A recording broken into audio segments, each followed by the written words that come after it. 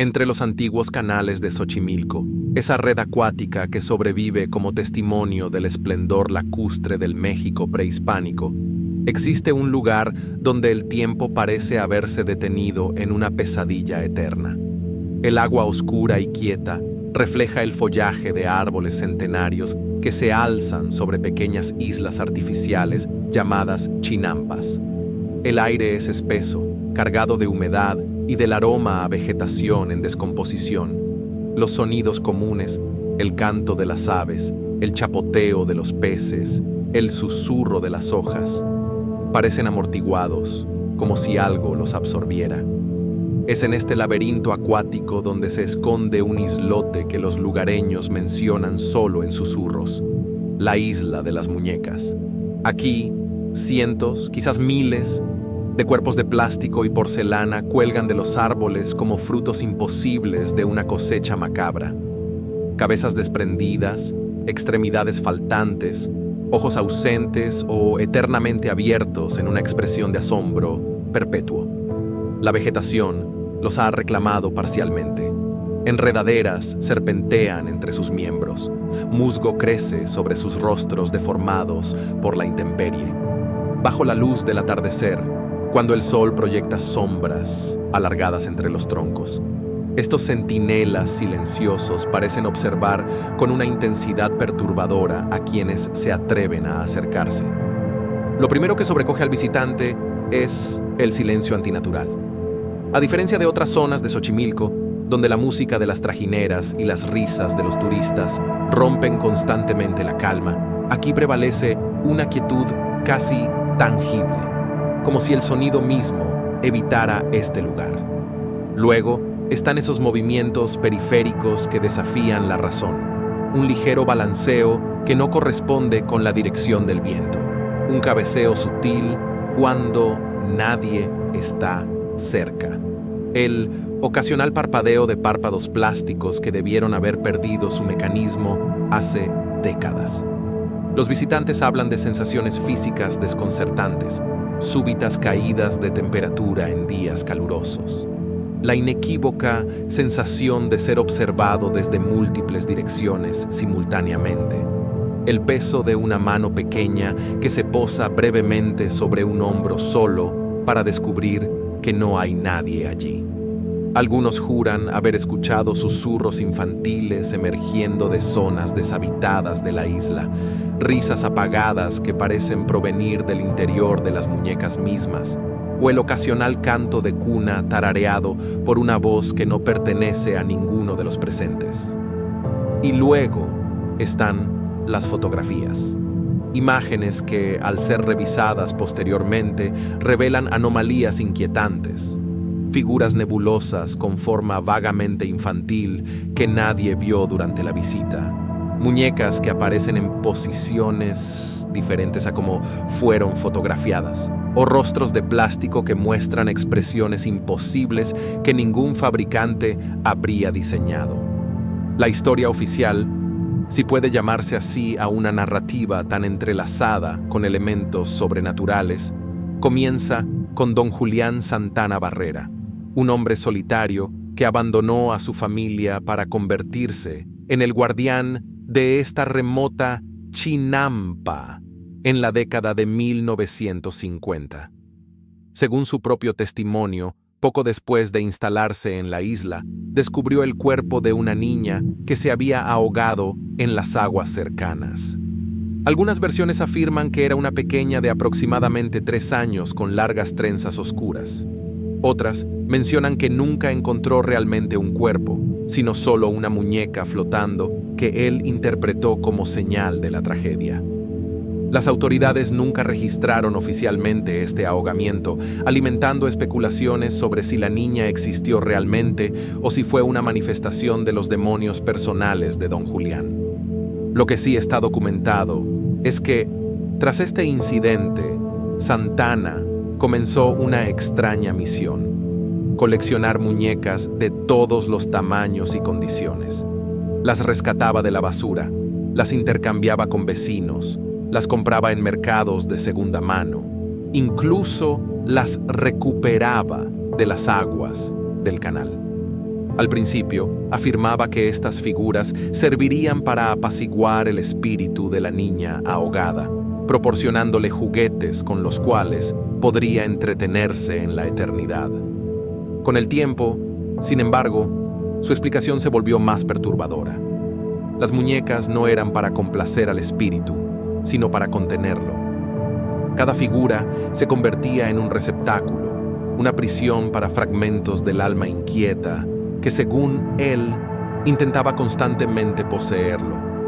A medida que las décadas pasaban, la obsesión de don Julián se intensificó. La isla se transformó en un santuario macabro donde cada árbol, cada estructura, cada superficie disponible servía como percha para su colección creciente. No se limitaba a semacolgarlas. Las disponía en tableaux elaborados, simulando escenas cotidianas, como si intentara crear una comunidad artificial para la niña solitaria. Les hablaba como si estuvieran vivas. Les cambiaba la ropa según las estaciones. Les ofrecía pequeñas porciones de comida y bebida. Los pescadores y campesinos que ocasionalmente lo visitaban reportaban comportamientos cada vez más erráticos.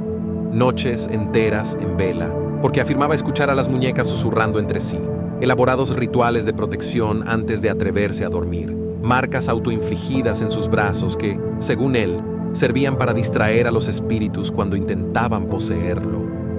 Lo más inquietante eran sus afirmaciones de que las muñecas se movían por su cuenta, intercambiando posiciones durante la noche, y que a veces las encontraba reunidas en círculos como si hubieran estado conferenciando en su ausencia. No son juguetes, repetía con frecuencia a sus pocos visitantes. Son cuerpos habitados. Cada una contiene un fragmento del espíritu de la niña, pero también algo más antiguo que viene de las aguas. El 17 de abril de 2001, el sobrino de don Julián, Anastasio Santana, realizó su visita habitual llevando provisiones para su tío, entonces un anciano de más de 80 años.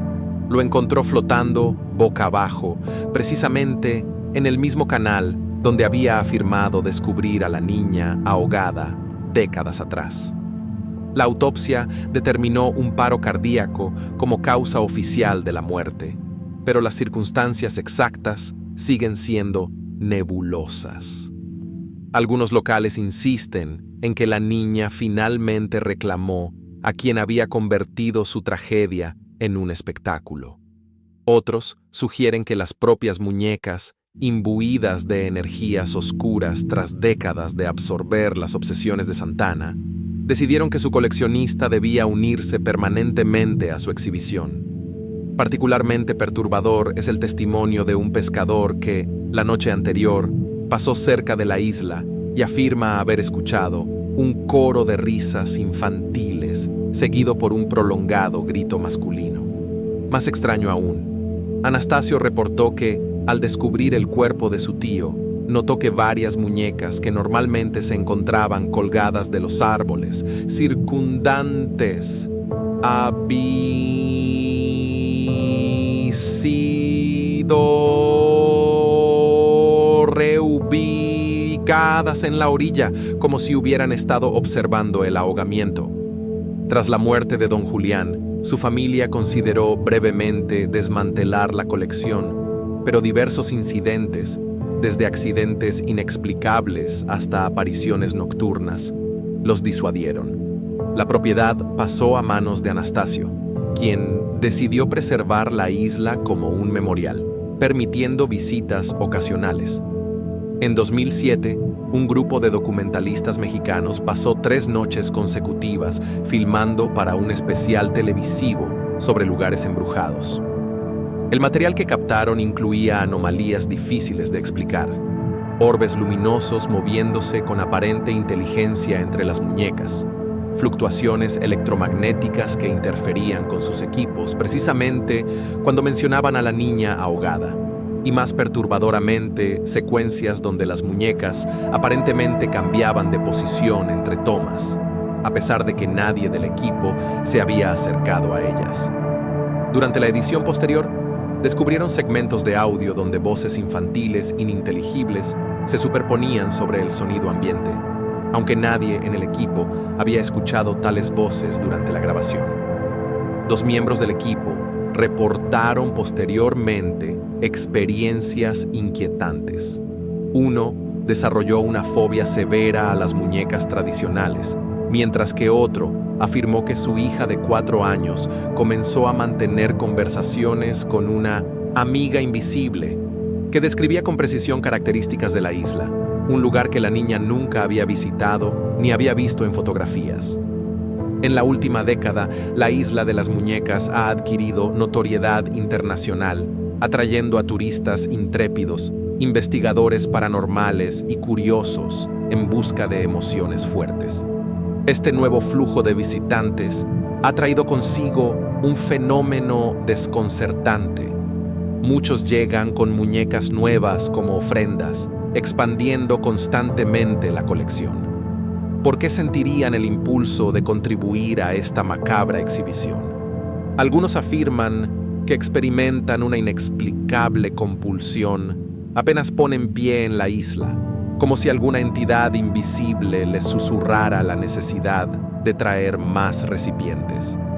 Otros lo hacen tras vivir experiencias perturbadoras con muñecas en sus propios hogares, objetos que se mueven sin explicación, sonidos extraños en habitaciones de niños, sensaciones de ser observados por ojos inanimados, y buscan en la isla un repositorio para estos objetos aparentemente contaminados. Lo más inquietante son los reportes consistentes de visitantes que, tras capturar fotografías, descubren en sus imágenes figuras traslúcidas de niños entre las muñecas, siluetas que nadie vio durante la visita. Especialmente perturbadoras son las adopciones inversas. Visitantes que afirman sentirse inexplicablemente atraídos hacia una muñeca específica, solo para experimentar posteriormente fenómenos extraños cuando regresan a sus hogares. Sueños recurrentes sobre ahogamientos, la sensación de una presencia infantil en habitaciones vacías, o el ocasional avistamiento de una niña mojada con largas trenzas oscuras observándolos desde umbrales o reflejos. La Isla de las Muñecas toca una fibra profundamente inquietante en nuestra psique colectiva. Las muñecas ocupan un espacio único en el espectro de objetos perturbadores debido a su naturaleza liminal. Son representaciones humanas diseñadas específicamente para simular vida, pero carecen de ella. Esta contradicción fundamental las coloca en lo que los psicólogos denominan el valle inquietante, Uncanny Valley. Son suficientemente similares a nosotros para provocar empatía, pero lo bastante diferentes para generar una profunda incomodidad subconsciente. Cuando estas figuras se deterioran, ojos ausentes, extremidades faltantes, rostros deformados por la exposición a los elementos, la inquietud se intensifica exponencialmente. Se convierten en espejos distorsionados de nuestra propia mortalidad, recordándonos cómo nuestros cuerpos eventualmente se desintegrarán. A nivel más profundo, las muñecas representan la infancia, supuestamente inocente y protegida, contaminada por la descomposición y la muerte. No es casualidad que aparezcan con frecuencia en narrativas de horror. Son perfectos recipientes para explorar ansiedades sobre la corrupción de la inocencia. En la isla, esta inquietud natural se magnifica por el contexto. Ocurre en México, un país con una rica tradición de entrelazar la vida y la muerte, donde figuras como La Llorona, otra historia de una niña ahogada y un espíritu vengativo, forman parte del imaginario colectivo desde hace siglos. Desde una perspectiva antropológica, la Isla de las Muñecas funciona como un espacio liminal donde convergen múltiples capas culturales. La ubicación misma, Xochimilco, es un palimpsesto histórico, un lago prehispánico transformado en red de canales durante la colonización española, ahora simultáneamente parque turístico y patrimonio cultural. Sobre este escenario ya complejo, don Julián superpuso elementos de religiosidad popular mexicana, donde las ofrendas físicas, las muñecas, funcionan como intermediarios entre el mundo material y el espiritual, similar a los exvotos en santuarios católicos. Psicológicamente, podría interpretarse toda la isla como la manifestación física de un trauma no procesado, sea el de Santana o el de una comunidad más amplia. Las muñecas rotas, exhibidas como en un altar improvisado, se convierten en representaciones tangibles de infancias interrumpidas, inocencias perdidas, potenciales truncados. Particularmente significativo resulta que este fenómeno ocurra en una isla, un espacio naturalmente aislado y autocontenido, reflejando cómo los traumas tienden a encapsularse en la psique, volviéndose mundos separados de la experiencia cotidiana. Que los visitantes continúen contribuyendo a la colección sugiere una dimensión colectiva, la necesidad humana de externalizar miedos internos, depositándolos en objetos físicos que pueden dejarse atrás, en un intento por contener lo inquietante dentro de fronteras definidas. La noche cae sobre los canales de Xochimilco, sumiendo la isla de las muñecas en una oscuridad apenas aliviada por la luz plateada de la luna.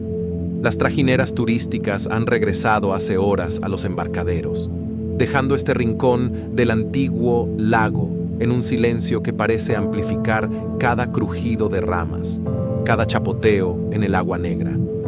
Las muñecas, ahora apenas siluetas suspendidas entre los árboles, proyectan sombras que el viento suave hace bailar sobre la vegetación. En una cabaña deteriorada en el centro de la isla, donde don Julián pasó sus últimas décadas, un vaso de agua y un pequeño plato con dulces permanecen sobre una mesa desvencijada. Ofrendas dejadas por el sobrino que ahora administra este inquietante santuario. Si permanecieras hasta el amanecer, ¿encontrarías estas ofrendas intactas? ¿O descubrirías, como han reportado algunos visitantes nocturnos, diminutas marcas de dedos en los dulces, pequeños sorbos en el agua? Quizás, si tu curiosidad supera tu prudencia, podrías realizar el experimento que muchos temen intentar: dejar una grabadora funcionando durante la noche, para descubrir si captura esas conversaciones susurradas que los lugareños afirman escuchar cuando nadie humano habita la isla. O podrías traer tu propia muñeca como ofrenda, seleccionando cuidadosamente qué árbol la acogerá, sintiendo quizás esa extraña compulsión que muchos describen, como si no fueras tú quien elige el lugar, sino como si la isla misma o algo que habita en ella guiara tu mano. Pero antes de embarcarte en tal empresa, considera una advertencia final. Numerosos visitantes reportan que, tras dejar sus muñecas en la isla, comienzan a soñar recurrentemente con una niña de largas trenzas oscuras y ropa empapada, quien les susurra que su ofrenda ha sido aceptada.